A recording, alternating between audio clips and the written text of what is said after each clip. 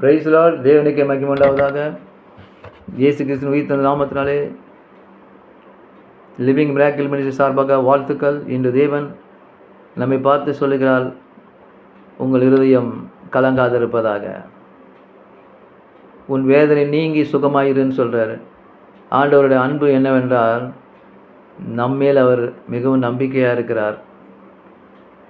நாம் ரட்சிக்கப்படுவதே அவருடைய சித்தமாக இருக்கிறது. ரட்சிக்கப்பட்டவர்களும் முடிய பரிந்தும் அவர்கள் நிலைத்திருக்க வேண்டுமா? ஆதலால் பரிசுத்த ஆவியானவர் நமக்கு சில போதனைகளை, டீச்சிங்கை நமக்கு கொடுக்குறாரு. எபிரேயர் 3ஆம் அதிகாரம் 6ஆம் வசனத்தை படிக்கும் பொழுது, கிறிஸ்துவோ அவருடைய வீட்டிற்கு மேற்பட்டவரான குமாரனாக உண்மை உள்ளவராய் இருக்கிறார். நம்பிக்கையினாலே உண்டாகும் தைரியத்தையும் மேன்மை பாராட்டலையும் முடிவு பரிந்தும் உறுதியாய் பற்றி கொண்டிருப்போமாகில் நாமே அவருடைய வீடாயிருப்போம். ஆகையால் பரிசுத்த ஆவியானவர் சொல்லுகிறபடியே இன்று அவருடைய சத்தத்தை கேட்பீர்களாகில். ஆமேன். இன்று அவருடைய சத்தத்தை கேட்பீர்களாகில். நீங்கள் கடினமாக நீங்கள் இருக்க வேணாம் அப்படின்னு சொல்கிறாரு. அவர் இயேசு ஆண்டவர் அவர் வீட்டிற்கு அவர் பெரியவராக இருக்கிறபடியார். அவர் ஆலயத்தை காட்டிலும் அவர் பெரியவர். அவர் அந்த சர்வ வல்லமையுள்ள தேவன் இயேசு ஆண்டவர் உண்மையுள்ளவராக இருக்கிறாராம். நம்மை அழைத்தவர் உண்மையுள்ளவர். ஆமேன். அதனால் அவர் என்ன சொல்றாரு? நம்பிக்கையினாலே உண்டாகும் தைரியத்தையும் மேன்மை பாராட்டலையும் முடிவு பரிந்தும் பற்றி கொண்டிருப்போம். முடிவு பரிந்தும் பற்றி கொண்டிருப்போமானால் அவருடைய வீடாய் இருப்போம். பாருங்க, எவ்வளோ பெரிய ஒரு ஸ்லாக்கியத்தை கொடுக்குறார். அவருடைய வீடாய் நம்ம இருப்போம். Will become his house. He comes and dwell in us. Yes. So, இயேசு ஆண்டவர் நம் வீட்டிலே, நம் இருதயத்திலே வீடாக இருதயம் தங்கும்படி நாம் அவரில் உறுதியாக இருப்போம். அப்படின்னா மற்றவங்க செய்கிறபடி, தேவனை அறியாதவர்களுடைய வழக்கத்தின்படி அந்நிய நுகத்திலே நம்ம போய் பிணைக்கப்பட்டு போகக்கூடாது. என்னவென்றால், அதாவது சில பேர் கிறிஸ்துவர்களாக இருக்கிறோம், நாம் ஆண்டவரை பிடித்து கொண்டு கிறிஸ்துவத்தின்படி நாங்கள் வாழ்ந்து கொண்டு இருக்கிறோம், சபைக்கு போகிறோம். ஆம், நல்லது தான். ஆனாலும் அந்நிய நுகத்திலே இல்லை, தேவனை அறியாதவர்களுடைய வழக்கத்தின்படி நம்மை அதிலே ஈடுபடுத்தி கொள்ளக்கூடாது, அதற்கு ஒத்து போகக்கூடாதுன்னு ஆண்டவர் சொல்கிறார். அவர் எந்த இடத்துல நம்ம மகிமைப்படுத்த வேண்டும். நீங்கள் சொல்லலாம், பிரதர் நம்ம இந்த உலகத்தில் இருக்கோம், நமக்கும் ஃப்ரெண்ட்ஸு உற்றார்கள் வேணும்ல, நண்பர்கள் வேணும்ல, அக்கம் பக்கத்தில் நம்ம உதவி வேணும்ல, தேவனை அறியாதவர்களும் நம்ம சகோதரர்கள் தானே. ஆமேன். அது உண்மைதான். ஆண்டவர் எல்லாவற்றையும் அவர் தான் படைத்தார். ஆனால் நம்மளுடைய பேச்சு, அவங்களுடைய நடத்தை என்றால் நம்ம எப்படி பிஹேவ் பண்ணுறோம், எப்படி நம்ம ஆக்ஷன் பண்ணுறோம், எப்படி வாழ்கிறோம் என்றதில் நம்ம உறுதியாக இருப்போம். அதனால் கர்த்தர் சந்தோஷப்படுவார்.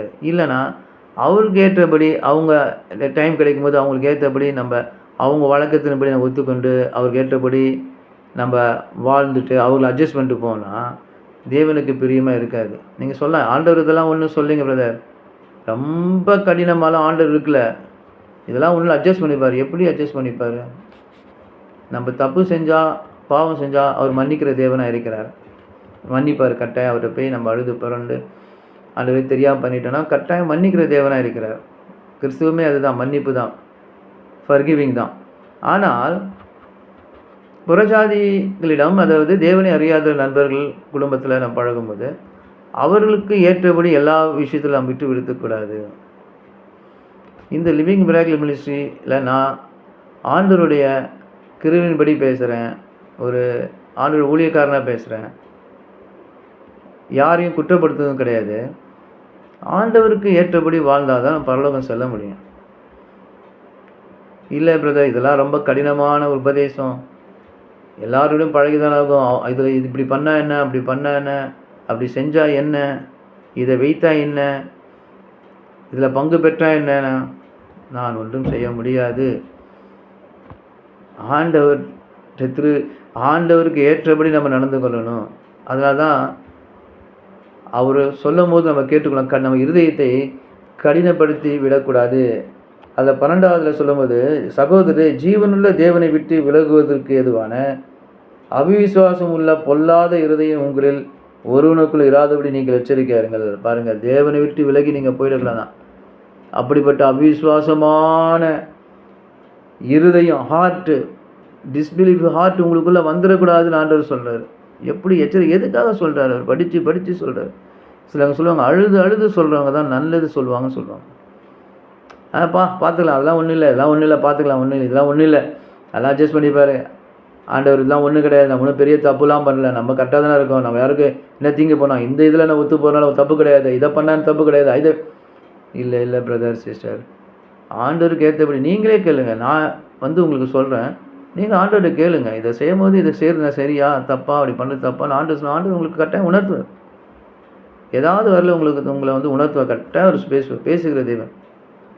அதான் எச்சரிக்கையாக இருங்க சகோதரர்களே, சகோதரிகளேன்னு சொல்லிட்டு, ஜீவனுள்ள தேவன்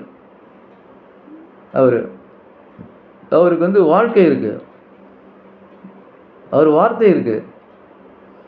அந்த வார்த்தை மிகவும் உண்மையுள்ளது, உயிருள்ளது.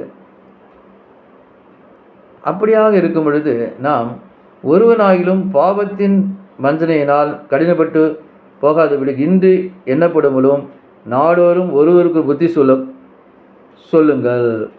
எதிரியே 3:12-13 படிக்கும் பொழுது எபிரேயரில் ஒருவருக்கு ஒரு புத்தி சொல்லுங்கள். பிரதர் இது தப்பு, சிஸ்டர் இது தப்பு, இதை விட்டுருங்க, இது வேணாம், ஆண்டவருக்கு பிடிக்காத சொல்லுங்கள். உடனே அவங்க சொன்னோன்னே ஏற்றுக்கணும். உடனே அவங்கள பார்த்து கோவப்படக்கூடாது. ஆமாம் இவங்க இப்படிலாம் ரொம்ப கடினமாக, இவங்க கரெக்டாக இருக்கிறாங்களா? அப்படி கிடையாது.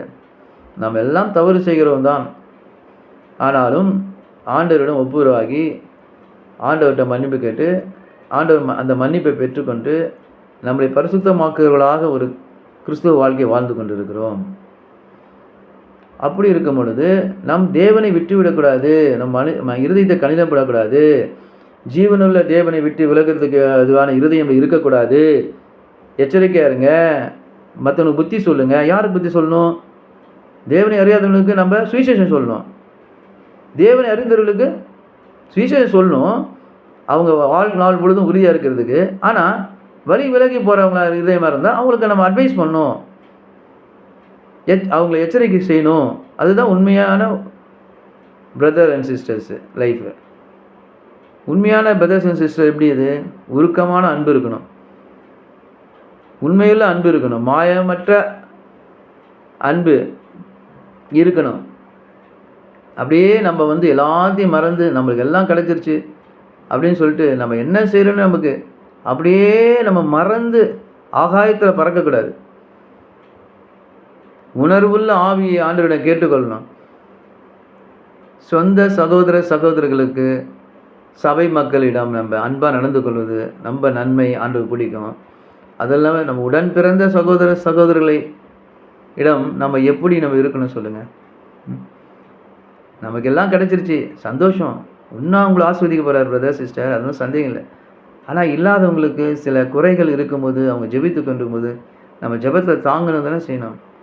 ஒரு நாள் 2 நாள் ஜெபிக்கணும். நாம் மற்றவர்களுக்காக ஜெபிக்கும் பொழுது நமக்கு ஒரு எப்படிப்பட்ட ஒரு ஆனந்தம், அந்த ஆனந்தம் எப்படி இருக்கும்? ஆரோக்கியமாக இருக்கும், நீடித்தாக இருக்கும். இதெல்லாம் நம்ம மற்றவங்களுக்கு பணம் கொடுத்து உதவுறது, சாப்பாடு கொடுக்குறது 2வது. ஆனால் நம்மளுடைய பேச்சு, நம்மளுடைய ஜெப வாழ்க்கை மற்றவங்களை உயிர்ப்பிக்கிறதா?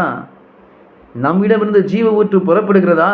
நம் வாய் அநேகரை போஷிக்கிறதா, ஆசீர்வதிக்கிறதா? நீதிமானின் சிரசின் மேல் ஆசீர்வாதம் தங்கும். நாம் என்னைக்கு ரட்சிக்கப்பட்டோமா நீ நீதிமான் தான். நாம் நம்ம நீதிமான் சொல்ல நம்ம ஒருவேளை சந்தோஷப்பட்டாலும் ஆண்டவர் சொல்கிறாரு நீ நீதிமான்ப்பா. ஏன்? அவர் நீதிமான், தேவன், அவருக்குள் நம்மை பிழைத்திருக்க. இனி நானல்ல, என்னுள் கிறிஸ்துவை பிழைத்திருக்கிறார், நாம் பிழைத்திருக்கிறோம் அவரில். அதனால் அவர் உங்களை பார்த்து நம்மை பார்த்து நீதிமான் என்று கர்த்தர் சொல்லுகிறார். இனி நான் உங்களை ஊழியக்காரர் என்று அழைக்காமல் சகோதரே என்று அழைக்கிறேன்னு சொல்றாரு. எப்படிப்பட்ட ஒரு பாருங்க, நம்ம மூத்த சகோதரராக இயேசு இருக்கிறார். அதனால அவர் என்ன சொல்றாரு, என்னை விட்டு கொடுத்துடாதீங்க, சத்தியத்தை விலகி போயிடாதீங்க, விலகி போயிடாதீங்க என்று சொல்லி நமக்கு அவர் நன்மையை காட்டுகிறவராக இருக்கிறார். இந்த வசனத்தின் மூலம் தேவன் நம்மை தேற்றுவாராக. இந்த வசனம் நம்மை புடமிடுவதாக. கிறிஸ்துவுக்குள் உறுதியாய் நிலைத்திருந்து நம்மை ஜீவ பாதையிலே நடத்தி பரலோக ராஜ்யத்துக்கு ஏற்ற உபதேசங்களை நமக்கு கொடுத்து நம் ஆவி ஆத்மா சரீரத்தை தேற்றுவாராக. சகல நன்மைகளையும் ஆசீர்வாதங்களையும் சுகத்தையும் ஆரோக்கியத்தையும் நாம் பெற்றுக்கொள்வோமாக என்று இயேசு கிறிஸ்துவ நாமத்தினால. கர்த்தருடைய வல்லமை உங்கள் மேலே இறங்கி இயேசு கிறிஸ்துவ நாமத்தினால எல்லா பலவீன சுகவீனங்கள் மாறி அதிசயங்கள் நடக்கப்படட்டும், அதிசயங்கள் நடக்கட்டும். அவுட்ஸ்டாண்டிங் மிராக்கிள் நடப்பதாக இயேசு கிறிஸ்துவ நாமத்தால். உங்கள் சரீரத்தில், உங்கள் ஆவிக்குரிய வாழ்க்கையில் கர்த்தர் உங்களை ஸ்திரப்படுத்துவாராக. கர்த்தருக்கே மகிமை உண்டாவதாக. உங்கள் இருதயம் ஸ்திரப்படுவதாக. ஆமேன், ஆமேன், ஆமேன்.